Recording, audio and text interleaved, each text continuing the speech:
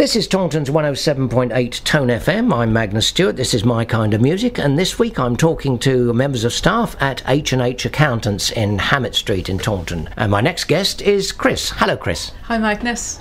Now then, Chris, I've found out what some of the other people here do. Now, just tell me what you do. I'm an accountant, and I work mainly on sole traders and partnerships. Very few limited companies, but mainly the sole traders. And that involves a lot of preparation, I should think, by your staff to get the stuff ready for you to sift through, yeah? Yes, although I do a lot of the right from, how it comes in all different forms, whether it's organised or not. You mean you look in the cardboard boxes and the carrier bags? That's right, yes.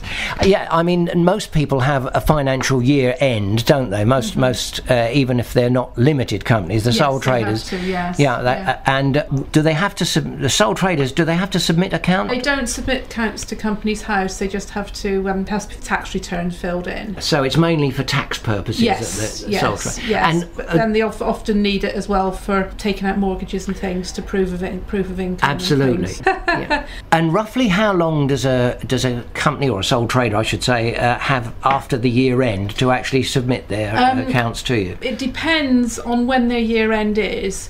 Most people tend to have a year end of either the 5th of April or the 31st of March, because tax returns are always the 5th of April.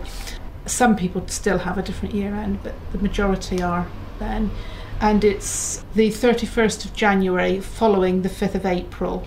Yes, I'm sure we've all seen the warnings in the paper to businesses. If you haven't filled your tax return in, you'll be fined. That's correct, yes. Okay, and it's very high fines now. It is. Anyway, let's move away from your day job, the day job as it were, and get on to your choice of music. Now, the first one I see is by the Beatles, and that is... Strawberry Fields. Strawberry Fields Forever. One from my teenage years.